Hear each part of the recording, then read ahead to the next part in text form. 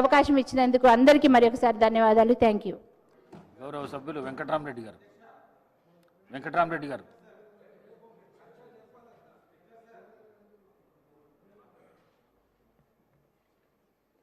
గౌరవ అధ్యక్షులకు, ఇక్కడున్న సహచర సభ్యులందరికీ కూడా, నేను సభలోకి వచ్చిన తర్వాత శాసనసభ వ్యవహారాల శాఖ మంత్రి గారిది చైర్లో కూర్చుండి నిరసన తెలిపిన.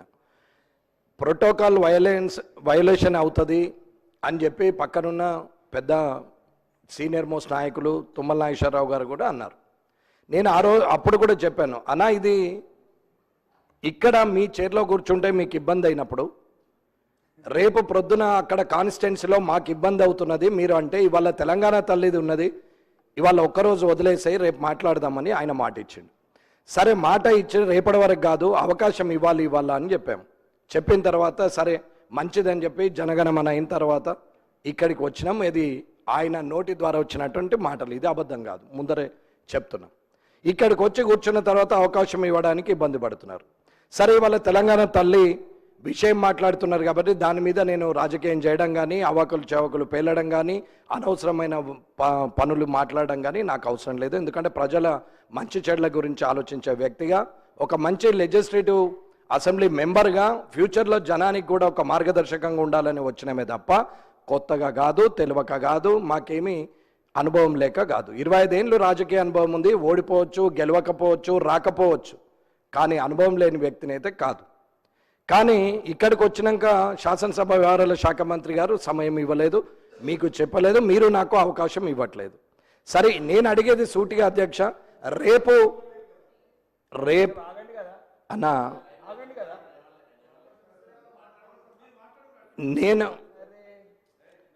అనేది రేపు నాకు ఈ ప్రోటోకాల్ విషయంలో కానీ, వైలేషన్ విషయంలో కానీ, మంత్రులు చేస్తున్నటువంటి పనుల విషయంలో కానీ నేనెవరిని నిందించడానికి మాట్లాడలేదు. నాకు ఎమ్మెల్యే అనే పదానికి జరుగుతున్న అవమానం గురించి మాట్లాడుతున్నాం.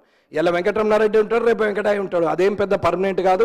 ఇక్కడ ఉన్నాడు, అక్కడ ఉంటాడు, అక్కడ ఉన్నాడు, ఇక్కడ ఉంటాడు, ఇక్కడ ఉన్నాడు, అక్కడ కూడా ఉంటుండొచ్చు టైం వస్తే, దాంట్లో ఏం సమస్య లేదు. కానీ ఇవాళ ఆలోచన ఉండాలా. రేపటి అవకాశం ఇవ్వము అని అంటే మాత్రం రేపు ఊరుకోనేది లేదు అధ్యక్ష. నేను 8 నెలల క్రితము ప్రివిలేజ్ కమిటీకి ఇచ్చాం. కలెక్టర్ గారు చేసినటువంటి ఒక పని మీద, అక్కడున్న ఇన్ఛార్జ్ మినిస్టర్ గారు చేసిన పని మీద ఇప్పటి వరకు దాని మీద యాక్షన్ లేదు. సుమారు 60 క్వశ్చన్లు పంపినాం, ఇప్పటి వరకు దాని పత్తలేదు, అతలేదు, సంవత్సరం అయింది. నేను ఒక ఎమ్మెల్యేకు ఉండే మర్యాదను ఇవ్వమని చెప్తున్నాం, వెంకటరమణారెడ్డి గురించి కాదు.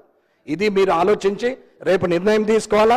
రేపు మళ్ళీ నేర్చుకోండి కొత్తగా అది ఇదని అంటే ఊరుకునేదైతే ఏమీ లేదు అధ్యక్ష. మీరు దయచేసి సహకరించాలా, ఎట్టి పరిస్థితుల్లో రేపు చర్చ జరగాలని కోరుకుంటున్నాను. గౌరవ సభ్యులు చొప్పదండి సత్యం గారు.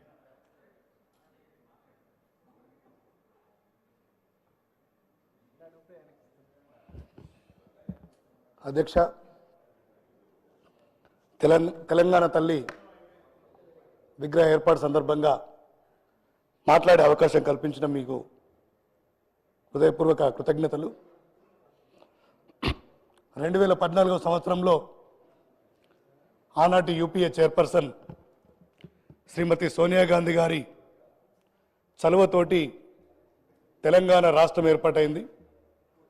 తెలంగాణ రాష్ట్రం ఏర్పాటైనప్పుడు వాళ్ళు గతంలో 10 సంవత్సరాలు తెలంగాణ ఉద్యమం పేరు మీద పార్టీ నడిపి అధికారంలోకి వచ్చినాక కనీసం తెలంగాణ తల్లి విగ్రహం పెట్టడం కానీ, తెలంగాణ రాష్ట్ర గీతం పెట్టడంలో కానీ పూర్తిగా విఫలమైనరు.